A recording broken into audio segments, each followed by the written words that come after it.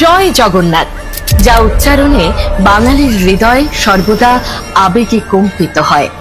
সেই জগন্নাথ দেব এবার আসছেন আমাদের বঙ্গের পুণ্যভূমিতে।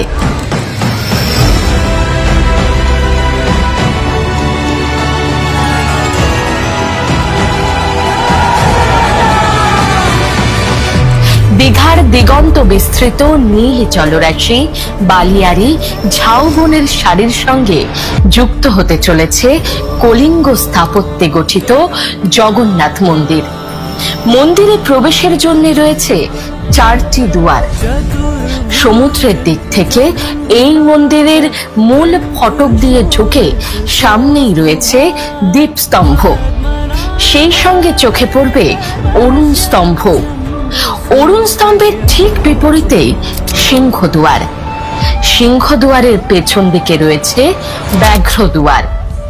মন্দিরের দিকে মুখ করে দাঁড়ালে বাঁ দিকে হস্তি দুয়ার, ডান দিকে পড়বে অশ্বদুয়ার। দীঘার মন্দির দিয়ে প্রবেশ করেই দেখা মিলবে শ্রী শ্রী জগন্নাথ দেবের। মূল মন্দিরে রয়েছে 4টি ভাগ: গর্ভগৃহ, জগমোহন, নাটমণ্ডপ, ভোগমণ্ডপ। মন্দিরে প্রবেশের পর প্রথমেই দেখা যাবে ভোগমণ্ডপকে। ভোগমণ্ডপ থেকে ভেতরে প্রবেশ করলে রয়েছে নাটমণ্ডপ বা নাট মন্দির। নাট মন্দিরে রয়েছে পাথরে কারুকার্য করা চোখ ধাঁধানো 16টি স্তম্ভ, যা এই নাট মন্দিরকে ধরে রেখেছে। নাট মন্দিরের পরেই রয়েছে জগমোহন, যা দাঁড়িয়ে রয়েছে 4টি স্তম্ভের ওপর। নাট মন্দির ও ভোগ মণ্ডপের মাঝখানে রয়েছে গরুর স্তম্ভ। গর্ভগৃহে তৈরি করা হয়েছে বেদি, যেখানে একসঙ্গে আসীন হবেন মার্বেলে তৈরি জগন্নাথ দেব, বলভদ্র ও সুভদ্রা দেবী। তবে রথের দিন দারু মূর্তি নিয়েই হবে রথযাত্রা।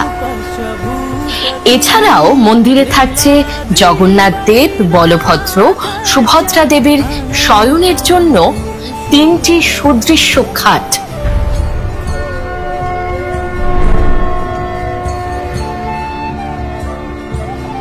পুরো মন্দির জুড়ে রয়েছে অপূর্ব কারুকার্য, পৌরাণিক গাঁথার ছোঁয়া। আগামী 29শে এপ্রিল মন্দির প্রাঙ্গণেই হবে মহাযজ্ঞ। এরপর 30শে এপ্রিল অক্ষয় তৃতীয়ার পুণ্য মুহূর্তে দ্বারোদ্ঘাটন হবে জগন্নাথ মন্দির।